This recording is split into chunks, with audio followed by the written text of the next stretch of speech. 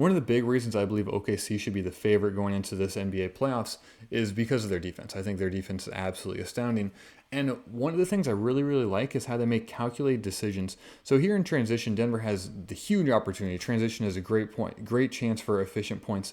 And so you have the opportunity to drive, you have the opportunity to cut, you can space the floor over here.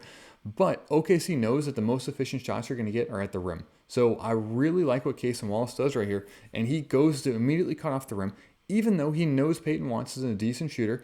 And if you give him this opportunity, like there's a chance he's going to take it and there's a chance he's going to make it. But he is calculated with going to the rim first, even if it allows this three in transition, because it's not as efficient as maybe a layup or a dunk at the rim.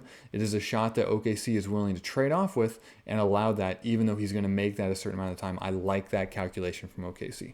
Very similar example here in the half court. We're going to see Jokic goes to roll. So first off, he gets by the original defender. And so Chet's like, okay, well, we can't give Jokic an open layup at the rim. He's going to make that with crazy high efficiency. So I'm going to cheat down, and we're going to leave Spencer Jones out here in the perimeter. And Spencer Jones is shooting the ball very, very well this year. But again, I think that's a calculation by OKC's point where they're willing to concede that because the trade-off is less expected value than a Jokic layup at the rim.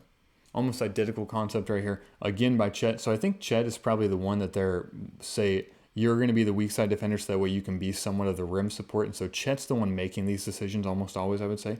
But we're going to see Jamal Murray come downhill. And so he's going to have an relatively open opportunity to drive.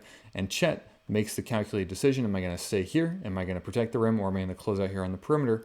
And again, OKC makes the exact same calculation. I'm going to make sure Jamal Murray doesn't get something easy at the rim. And even if that means contested late, like you can even see Casey Wallace as he's closing out here. Like, is he aggressively closing out? Like, no, he's just coasting right there because, I mean, it's a conceded shot that they're willing to give up those potential points. And maybe you could argue in the playoffs you're going to close out harder, and you probably are going to close out a little bit harder, but I still think that's an important calculation to think about. Which shot is more efficient, Jamal Murray at the rim versus Bruce Brown in the corner, or versus Spencer Jones in a pick and pop situation, or Jamal Murray again. So we're going to have Hartenstein stay there a little bit. And so Hartenstein's making the calculation, no Jamal Murray, I'm going to stay here for a second. And then you can even see when the ball gets kicked out there, like, is he aggressively closing out? No, him and Lu Dort both stunt and then get back, essentially not prioritizing the drive and allowing them to shoot those difficult threes, especially the shooters that have lower volume or maybe not as high of efficiency. And so I think that'll be really interesting to see if other teams do this against Denver, if OKC chooses to do this into other teams or maybe even other shooting teams that are more efficient. I mean, Denver shoots the ball pretty well. So the fact they're able to do this against Denver shows they're probably going to try and do it against everybody.